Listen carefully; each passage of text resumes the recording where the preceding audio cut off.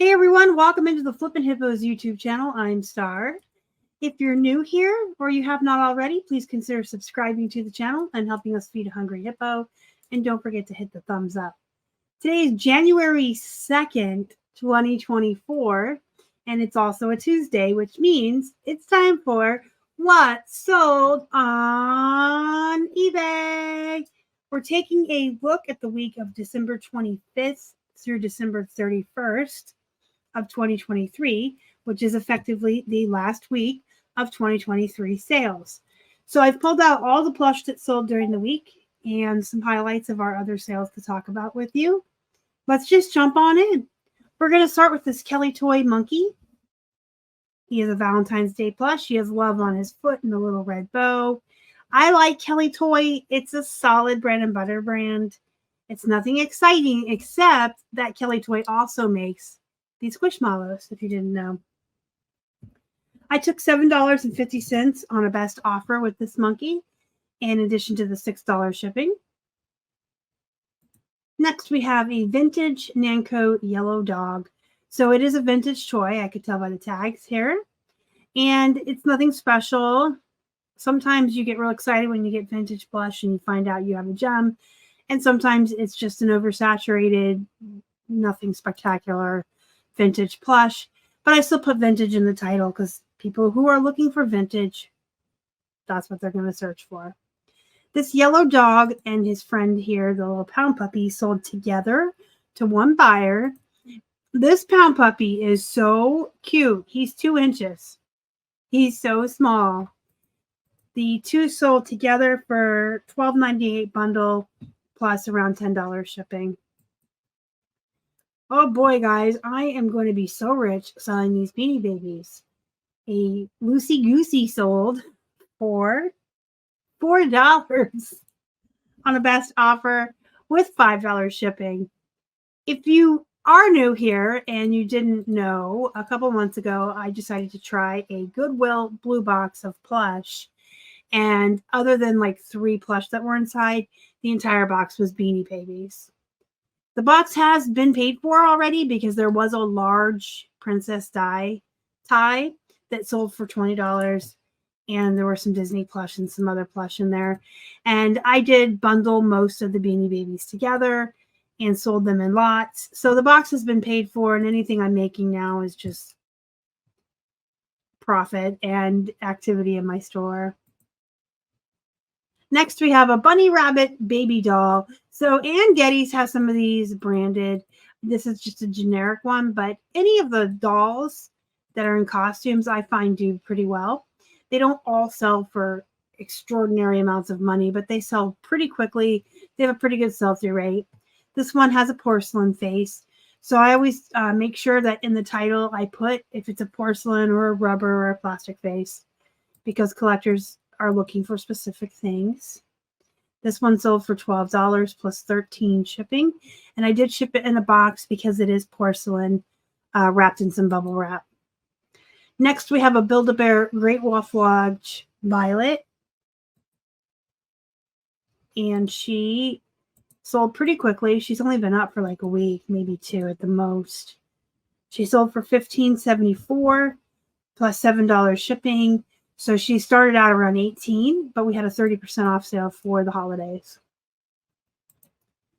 Next up, we have a troll that sold for a whopping $4.37. Woo woo! Plus 6 shipping. These bread and butter plushies in volume can do really well and make you quite a bit of profit. I don't think they're a waste of time, but that's because I sit down for, 4-hour blocks of time to photograph these plush, and I can photograph 30 to 40 in an hour while I'm watching a movie. It is not a hardship. My job is so easy, and I get to watch shows and play with toys. Doesn't bother me. Next, we have a Pendleton Sherpa Fleece throw blanket. This sold for $25 on a best offer, plus $18 shipping. So I did want around $50 all in, and I got around $50 all in. So I'm happy with even taking the best offer. And I do price things high. If you're new here, you probably already knew that. If you're not new here, is what I meant to say. I go on the higher end of comps because we do run sales on the weekends of 30% off. I do send offers all the time. So I give myself room for that. So usually what I sell stuff for is pretty much what I wanted in the first place or what everyone else is selling it for. Just keep that in mind that you should be pricing. You don't have to price on the highest end, but you should be pricing high enough that you can run sales and do offers if you want to. Don't price it what you want and then run the sales and do the offers because then you're going to be taking less. Does that make sense? Next, we have an Aeropostale hoodie. Y'all, most people hate Aeropostale. I like it. It's a solid mall brand, especially when it comes to the jeans. So this hoodie sold for $13 plus 7 shipping. That's, $19, $20 all in on a mall brand. So I don't overlook Aeropostale. Speaking of brands most people don't like, we did sell 2 pairs of cut from the cloth jeans this weekend, or this past week, I meant to say. And I actually don't pick this up as much as I used to. Cut from the cloth used to be like a $30 brand. This is why we should not race to the bottom. I need to lecture you on that at least once per video, right? But if I can find them for 99 cents or I can get them in wholesale lots, I'm fine with this brand. We sold 2 pairs in 1 week. The first one here, I took a best offer of $13 plus 10 shipping.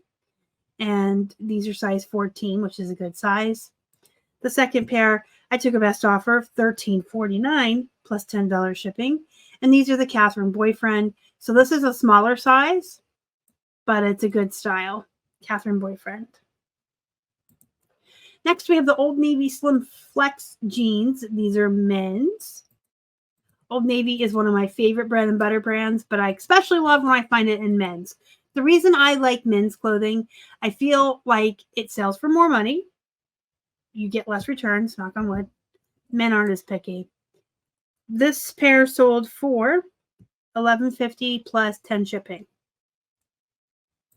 Next up, we have Levi's 505 women's straight jeans, size 10.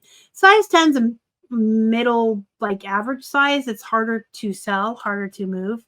I usually avoid sizes that aren't extremely small or big, like size 14 and up, except for certain brands, and Levi's is one of the exceptions, as is my Old Navy's, Gap, and American Eagle. There's certain brands I'll buy any size in, and I feel like they still do fine. So these are straight leg 505s. I took a best offer of $15 plus the 10 shipping. Express. So this is like a low-end poopy mall brand. I get this brand all the time, though, in my thread-up boxes, so I go ahead and list it. Why not? I paid for the whole box of denim from thread-up to be shipped to my home. I'm going to list everything in there I can. These are cropped flare high-rise, so, of course, I put that in the title here. If your jeans are nice enough to give you keywords and styles, use them. Always use them. You don't have to think. You can just write exactly what's on the waistband or the tag. I love when my jeans come with the keywords. So these sold for $11.37 plus 7 shipping. And lastly, to show you this week, I have some men's Levi's here. These are the 569 loose straight, size 33 by 32. It's a pretty average size for men. I still love Levi's, and I will always grab them when I find them. These sold for $17.49 plus $10 shipping. So those are the highlights of our sales from the last week in 2023. If you have any questions, comments, concerns about anything you saw in the video or reselling in general, please leave me a comment down below or join our Facebook group, Flippin' Hippos Reseller Pod. There's a link in the description box. You can join us and ask any questions in there. Everyone in there is very nice and very chill. It's a very positive atmosphere. Go be productive, guys. It is the first week of 2024, so make it count. I'll see you next time. Thanks for watching. Bye.